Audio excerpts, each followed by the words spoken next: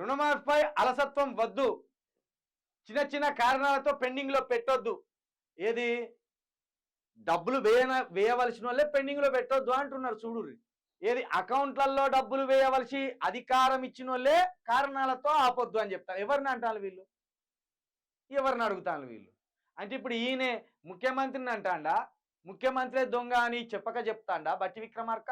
నేను ఆపలేదు, నేను ఉప ముఖ్యమంత్రినే కానీ నా దగ్గర ట్రెజరీ లేదు, నేను చెప్తే ట్రెజరీ వాళ్ళు డబ్బులు వేయరు అకౌంట్లో అని ఒప్పుకుంటాడా? రుణమాఫీపై అలసత్వం వద్దు అంటాను. ఎవరున్నారు అలసటగా? మీరే అలసటగా ఉన్నారు, మీరే నిర్లక్ష్యం చేస్తాను. టెక్నికల్ ప్రాబ్లమ్స్తో మాఫీ కాని వారికి వెంటనే జమ చేయండి. రైతుల నుంచి ఫిర్యాదులు వస్తే చర్యలు తప్పవు. ఎవరిని తీసుకుంటారా ఆ చర్యలు? మీరు తీసుకపోయి అకౌంట్లో డబ్బులు ఎత్తే వాళ్ళు కొడుతూనే ఉండే, మీరు డబ్బులు వేయకుండా చర్యలు తీసుకుంటామంటే ఎవరి మీద తీసుకుంటారు?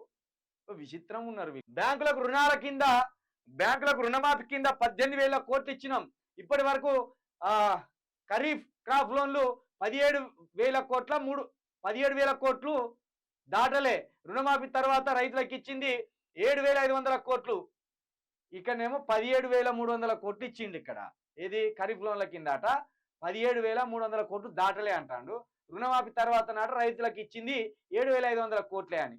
ఆలస్యం చేయకుండా అంతకు మించి లోన్లు ఇవ్వండి. స్టేట్ లెవెల్ బ్యాంకర్ల కమిటీ సమావేశంలో డిప్యూటీ సీఎం. మీరు బ్యాంకర్లకు డబ్బులు ఎత్తే వాళ్ళు ఇస్తారు, లేకపోతే మీకు డబ్బులు వేయకపోతే వాళ్ళు బ్యాంకర్లు ఎందుకు ఇస్తారు? మీరు తీసుకపోయి వేయమని వాళ్ళ అకౌంట్ వేసినలో ఏమన్నా ఏం వేయకపోతే వాళ్ళు ఎందుకు ఇస్తారు?